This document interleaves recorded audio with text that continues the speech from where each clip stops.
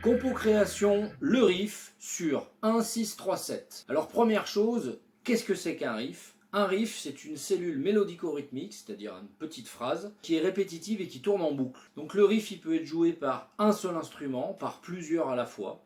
Quand plusieurs jouent le même riff, ça donne vraiment un effet de puissance qui est plutôt sympa. Comment est-ce qu'on fait pour construire un riff? L'outil dont on se sert, c'est la gamme. Donc là, j'ai pris sur cette vidéo un exemple en mi mineur, donc sur la gamme de mi mineur.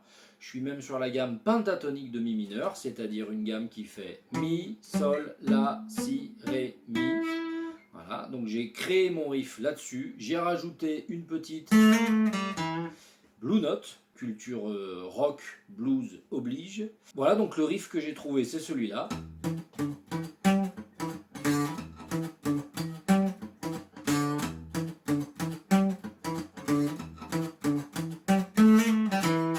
Ensuite, j'ai décliné plein d'esthétiques différentes sur une suite d'accords assez typique des musiques actuelles amplifiées, c'est-à-dire la suite d'accords qu'on appelle 1, 6, 3, 7, c'est-à-dire l'accord du premier degré, l'accord du sixième degré, l'accord du troisième degré et l'accord du septième degré. Donc là, je suis en mi mineur, donc mon accord du premier degré, c'est un mi mineur, mi sol si. Mon accord du sixième degré, c'est un do majeur, do mi sol. Mon accord du troisième degré, c'est un sol majeur, sol si ré, et mon accord du septième degré, c'est un ré majeur, ré, fa dièse, la. Alors il y a déjà énormément de chansons qui ont été créées sur cette suite d'accords là. Et donc moi j'ai décidé de prendre cette suite hyper connue et hyper utilisée, et puis de prendre le temps d'aborder différentes esthétiques. Première esthétique déclinée, l'esthétique funk.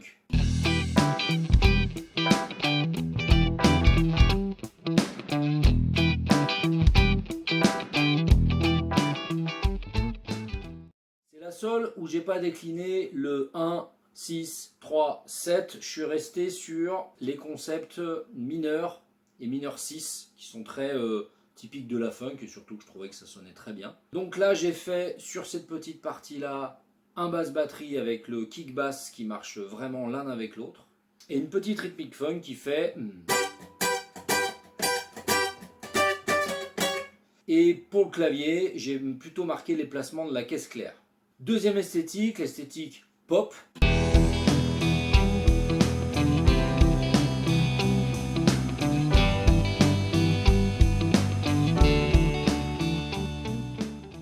Donc là on a une basse qui joue les toniques des accords à la croche, c'est-à-dire...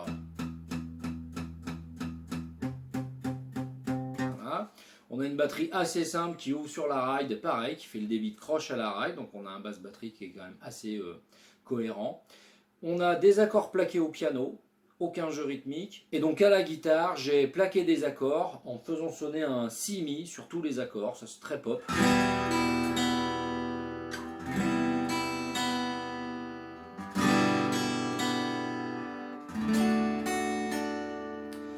Troisième partie, une partie reggae dub.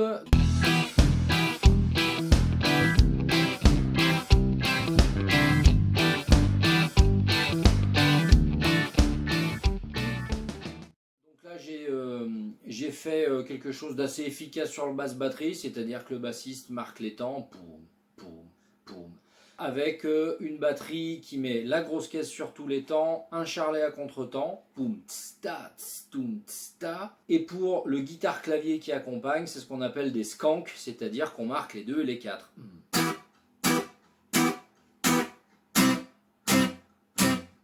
Voilà.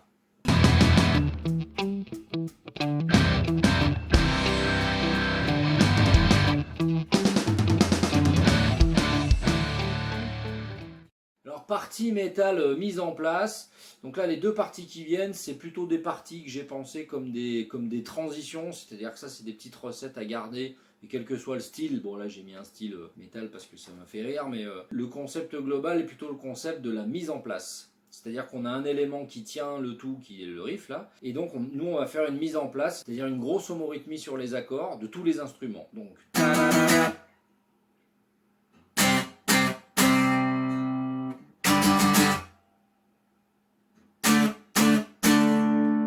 avec tout le monde sur tous les mêmes appuis et avec de l'air, ce qui va nous permettre de de mettre une espèce de petite respiration avant d'envoyer quelque chose, soit de plus chargé, soit de plus puissant, soit de plus costaud.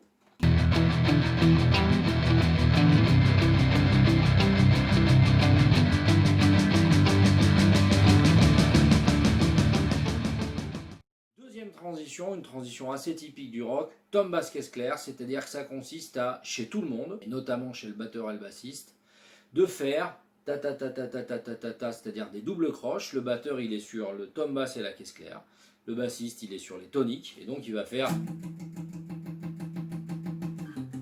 avec un crescendo, une montée en puissance.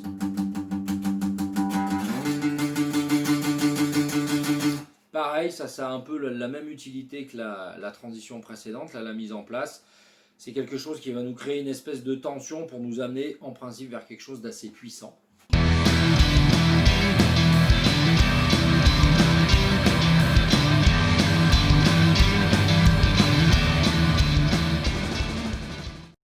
Partie punk rock, bon bah là on a quelque chose de très typique et de très simple à mettre en œuvre. En fait on joue un débit de double croche chez quasiment tout le monde, c'est-à-dire là chez le bassiste, chez le guitariste. Le clavier lui tient les accords pour relier tout ça et c'est en principe le batteur qui est un petit peu concertant sur son jeu au niveau de son jeu grosse caisse claire. Donc là le motif de base c'est Pupuka, Pupuka. Mais on peut mettre tout un tas de variations. N'hésitez pas à écouter des groupes comme Blink 182 et autres groupes de punk à roulette.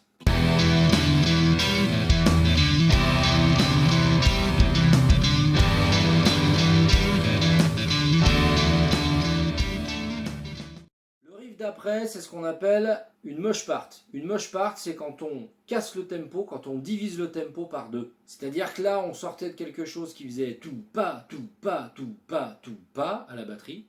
Et après, je mets tout pas, tout pas. C'est-à-dire que je dédouble ce truc-là. Et ça, c'est un effet assez typique dans tout ce qui est péchu. On appelle ça une mosh part.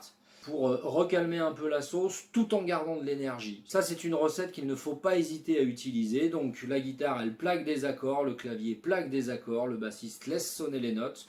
Et donc c'est la batterie qui dédouble qui donne cette respiration à la musique.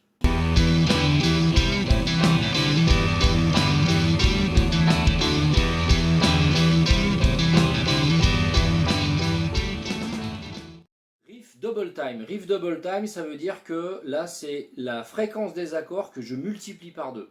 C'est-à-dire que depuis le début, les accords durent 1, 2, 3, 4, 1, 2, 3, 4, c'est-à-dire durent 4 temps chacun.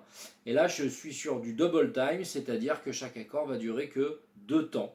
Voilà, ça c'est une recette qui est très utilisée quand on veut varier les choses sans pour autant changer d'accord. Voilà, juste se servir de cette astuce du double time.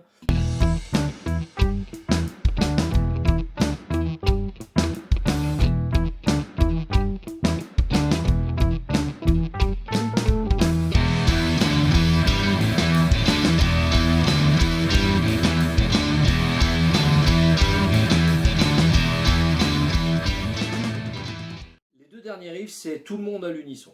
C'est-à-dire que tout le monde joue le riff, y compris la partie de batterie qui dans son discours rythmique essaye de faire entendre le riff dans sa partie. Alors ce riff, je l'ai joué de deux manières différentes. Je l'ai joué et en palm muting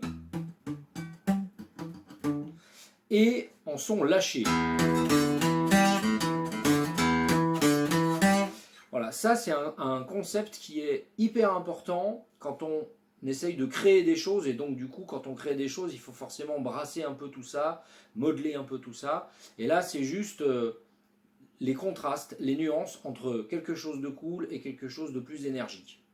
Et en fait le fait de faire des sons courts et jouer pas très fort, bah, ça me fait quelque chose de plutôt cool, et le fait de lâcher les sons, de faire des sons un peu plus longs et de rentrer un peu plus, ça me fait quelque chose de plus énergique, et ça déjà c'est une jolie entrée pour pouvoir commencer à brasser quelque chose. N'hésitez pas à le faire. C'était Compo Création, riff 1, 6, 3, 7.